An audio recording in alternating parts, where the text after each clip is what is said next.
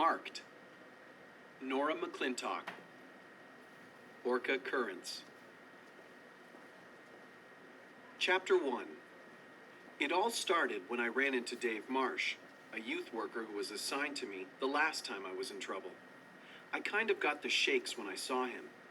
He is one of those dead serious guys who can look you in the eye and know that you're hiding something from him. He can also tell what it is you don't want him to know. I saw him coming out of a store down the block, and I immediately turned to walk in the other direction. I wasn't afraid of him or anything. It's just that, well, I didn't want to talk to him, given how most of our conversations had gone in the past. I was half turned around when I heard his booming voice call my name. Colin Watson? It was as if he had called out, "Freeze!" because that's what I did. I froze. Then I took a deep breath and turned to face him. The next thing I knew, he was looking me over like he was a drill sergeant and I was some messed up grunt recruit. Or maybe he was checking me out for stolen goods. But all I had in my hand was a small bag from an art supply store. "Are you trying to avoid me, Colin?" he said. See what I mean? He nailed it just like that.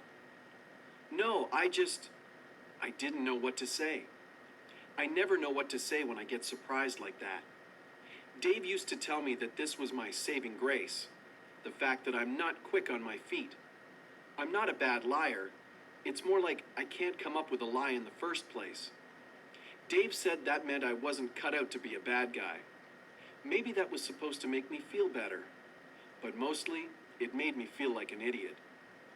"Still drawing, I see," he said, looking at the bag from the art supply store and at the pencil sticking out of my shirt pocket.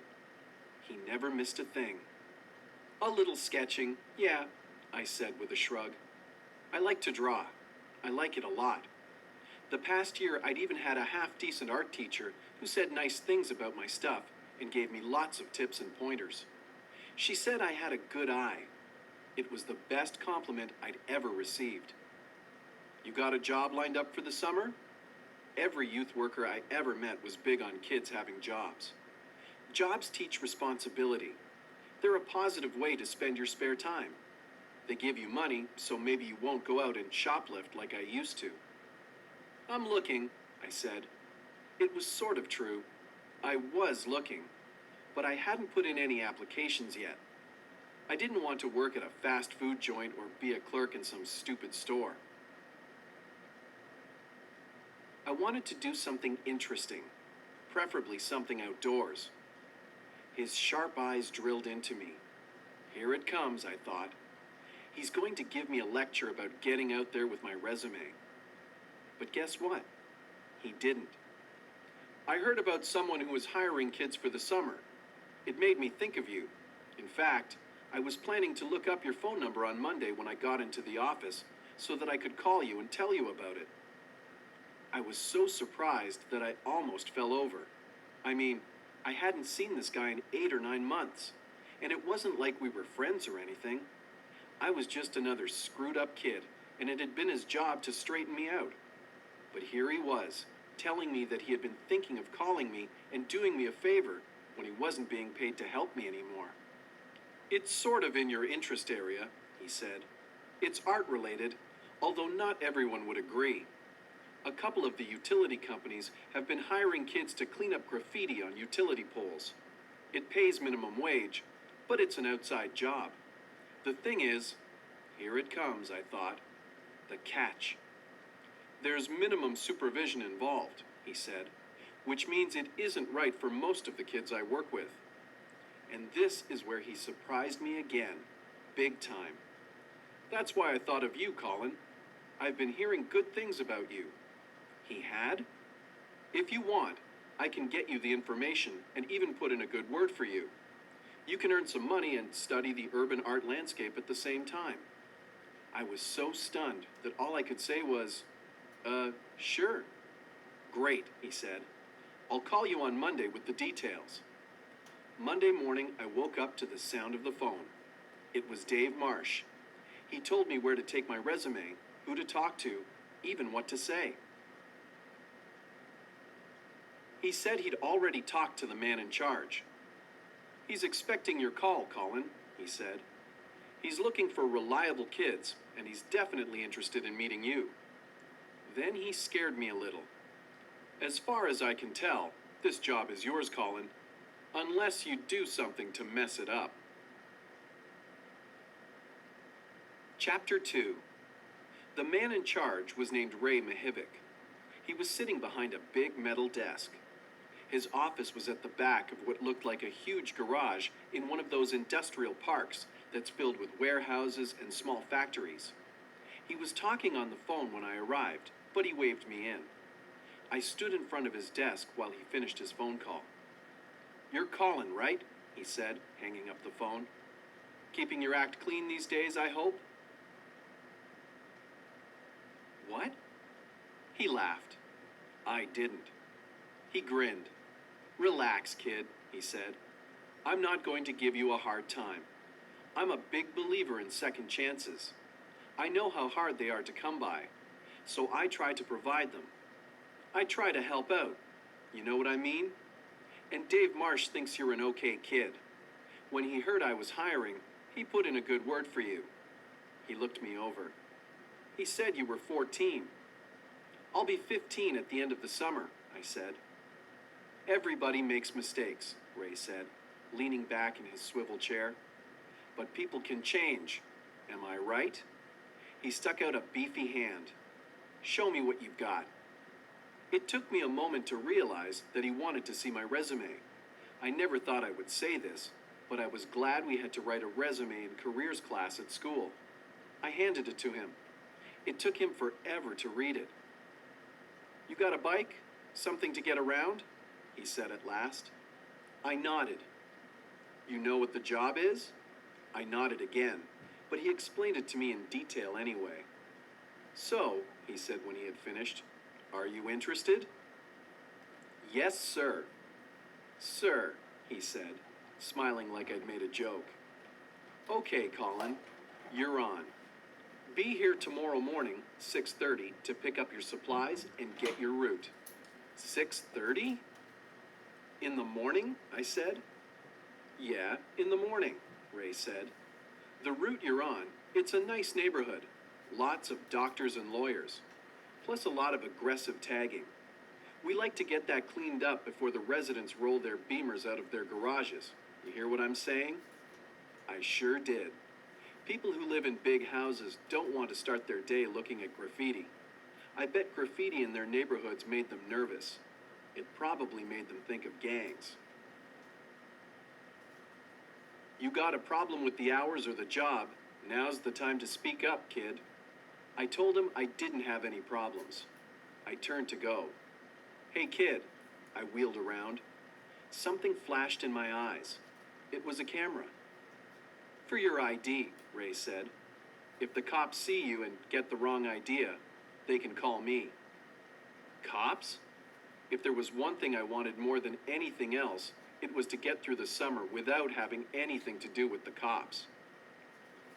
6 a.m. comes fast when you stay up past midnight playing computer games.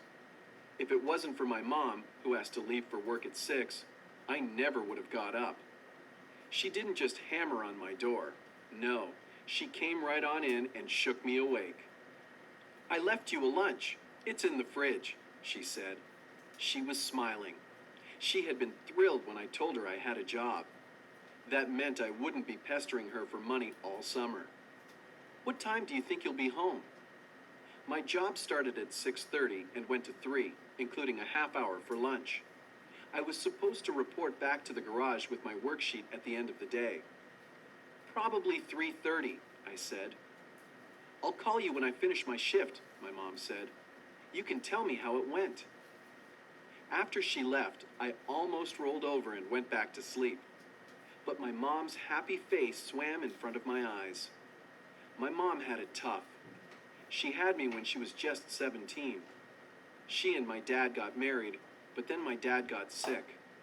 He died when I was 8. My mom worked 2 jobs for a long time. She cut back to 1 when I started getting into trouble. She thought if she was home more, that would make a difference. It did. It made me want to stay clear of the apartment as much as possible. The last time I got into trouble, I thought her heart would break.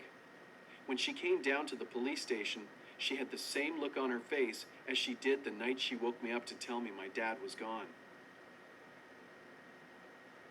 That's when she decided she needed help too. She got some kind of grant, and now, in addition to working, she was studying to be a dental hygienist. She had 6 months to go. She said things would be better for us once she got a decent job. She was really excited about it. She said as soon as she got established, she'd get art lessons for me if I promised to stay out of trouble. And, I don't know, with her being happy and with the new art teacher telling me I had a good eye, I wanted things to be okay for a change. I didn't want any more trouble. So I sat up and swung my legs over the side of the bed. I got to the garage right on time. Ray was already there, sitting behind his desk with the phone in one hand, a mug of coffee in another, and half a cruller on a paper napkin in front of him. He covered the mouthpiece with one hand and told me to see someone named Stike. Stike turned out to be a large, husky guy in coveralls and work boots. He was checking out the girl in a bikini picture that one of the newspapers ran every day. "You the new cleanup guy?" he said, looking up from the newspaper like he hoped I'd say no so he could go back to staring at the girl. I nodded. He sighed, put down the newspaper, and heaved himself off the creaky chair. The concrete floor of the garage seemed to tremble as if Godzilla was marching across it. When he reached the floor-to-ceiling metal shelves on the far side, he started pulling down spray bottles. "You use this to get the graffiti off the poles," he said.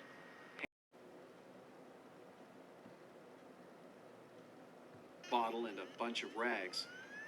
"Don't monkey around with this stuff," he said. "You fool around and get this in your eyes, you'll need one of those seeing eye dogs to get around." He handed me a second spray bottle. "After you get the graffiti off, wait a few minutes until the surface is dry, and then spray this on. This makes it easier to get the graffiti off the next time." "The next time?" I said. "You don't think taggers are going to give up just because you clean up after them, do you?" he said. I'd never really thought about it. "If it's a utility pole or control box, it comes off," Stike said. "I don't care if they're pieces or burners, if they're on electric or phone company property, they're gone. Anything on city or private property, that's someone else's problem. You got that? The utility companies are not paying you to take care of someone else's problem." "Pieces?" I said. "The so-called fancy crap they put up," Stike said. "Piece is supposed to be short for masterpiece. Talk about hyping your own garbage. Burners are the same thing, but bigger and with more detail. But you won't get many of those. The poles and boxes are too small. The crews that do pieces hit walls, garage doors, that kind of surface." He turned and pulled a clipboard from the wall. "Here's your route," he said, pulling off some sheets of paper that were stapled together. He handed them to me and waited while I flipped through them before he said, "You recognize those streets?" "Kind of," I said, although I didn't really. Stike looked at me the way Dave Marsh used to. He trudged over to another shelf and pulled down a battered city map book. "You can read maps, right?" he said. I nodded. He thrust the book at me. "Don't lose it," he said. "It's company property. You go to the locations on your worksheet. You clean up whatever you see on utility company property. You check off the location and record the time you were there.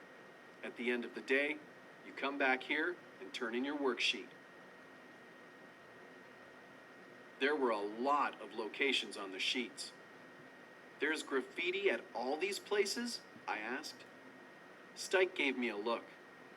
"You think the boss is going to pay you by the hour to go out there and hope you find something useful to do?" he said.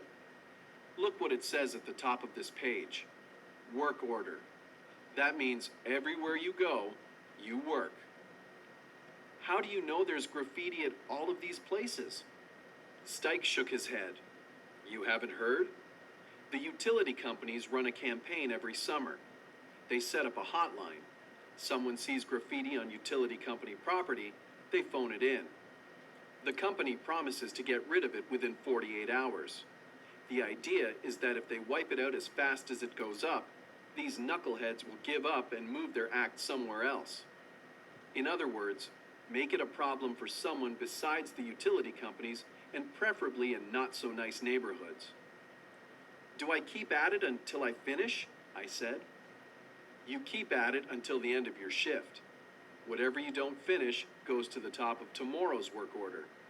At the end of the day, I go out and see what you did. You do a lousy job, you're fired. You do a sloppy job, you're fired. You take too long at each site or do too little work, you're fired. Some locations will need more work than others. That's a given. All Ray asks is you do a good job as efficiently as possible. You got it? I had it. I turned to leave. Hey kid, Stike said. Don't forget your ID. He handed me a photo ID. I had a stunned look on my face in the picture. The ID was in a plastic holder and had a clip on it so that I could attach it to my belt. Just in case, Stike said. I packed my supplies into the milk crate I'd fastened to the back of my bike the night before and got ready to leave. One more thing, Stike called as I mounted up. Keep your eyes open. Huh? Keep them open for what? What did he mean? We had a kid last year who ran into some trouble. Some crew didn't appreciate his cleanup. They waited for him one morning and jumped him. Kid ended up in the hospital. He grinned at me as if he were telling me about some fond memory. Watch the watchers, he said. If you think you're attracting some of the wrong attention, you let me know. Crews don't scare Stike. I had the feeling that not much scared Stike, but the thought of getting jumped by a gang sure scared me. I began to wonder if Dave Marsh had done me a favor after all. Chapter 3. I leaned my bike against the boulder that marked the entrance to the neighborhood where I was supposed to work. I couldn't imagine living in a neighborhood like that. The houses were all big, not as big as in the richest part of the city, where the houses cost millions of dollars and all had tennis courts and indoor swimming pools. But they were a lot bigger than the houses in my neighborhood and had yards that were either fenced in or surrounded by hedges.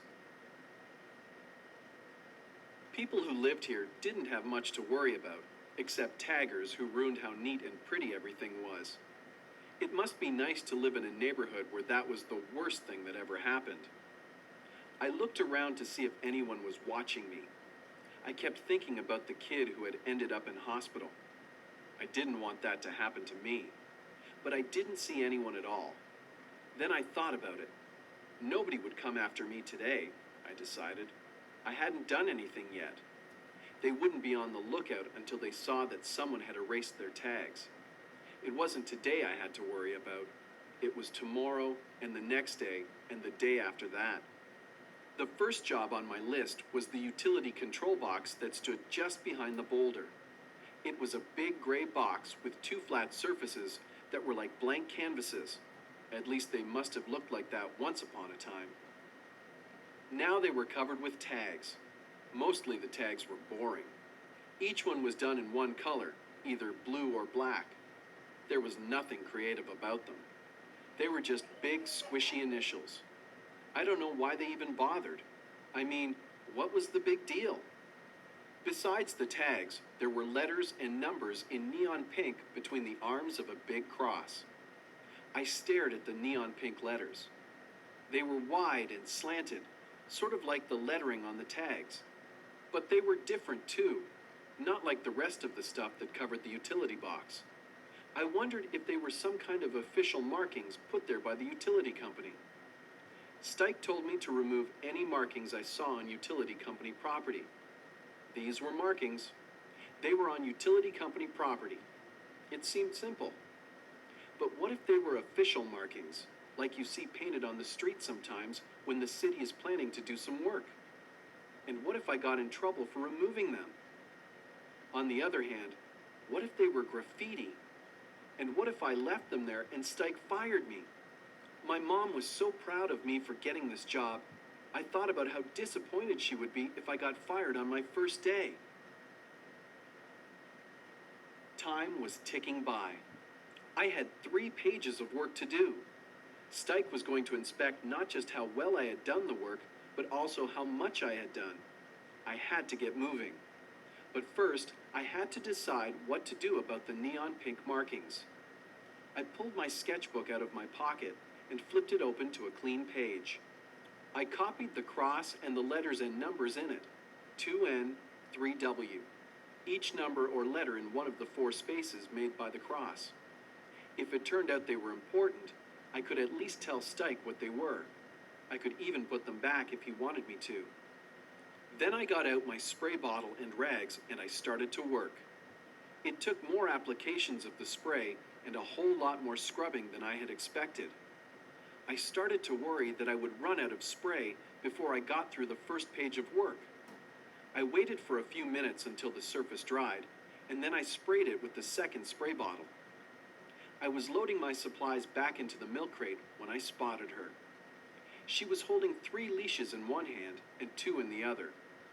The leashes were those kind with the big plastic handles that pay out the leash like a tape measure, so her hands were really full.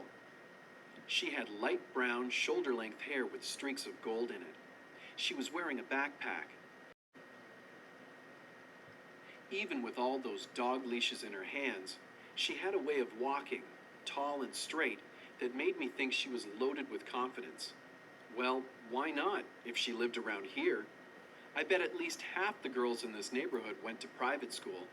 I bet almost all of them would end up in university. So why not stroll down the street like you owned it? Why not have 5 dogs? 3 of them were big, a German Shepherd, an Airedale, and a chocolate lab, and probably cost as much to feed as my mom spent on me. She glanced at me. That's it. Just glanced, and then turned her head away again, like she had better things to look at. I wasn't surprised. I was wearing beat-up jeans and sneakers. I swung my bike around, rode off the traffic island and into the street, and headed in the opposite direction from the girl. I had a job to do. I couldn't fool around with a bunch of dogs before going to the tennis club or the yacht club or whatever she had planned for the day. Stike was standing out in front of the garage when I got back. "You're late," he said. He didn't sound happy. I stared at him. I had heard of people getting in trouble for being late getting to work. I had never heard of anyone getting in trouble for being late leaving work. "What were you doing?" he said. He thrust out a mammoth hand. It took me a few moments before I realized that he wanted my worksheets. I took the papers from my pocket, unfolded them, and handed them over. He said after he had flipped through all 3 sheets. "You did all this today?" I nodded. I had finished the jobs on the first 2 sheets and a few of the jobs on the last sheet, but by then it was almost 5 o'clock. I started to worry that Stike would be gone by the time I got back to the garage. I worried that that could mean trouble. Stike shook his head. "You get paid for 8 hours, no matter how much time you put in," he said. "That's okay." "It's not okay.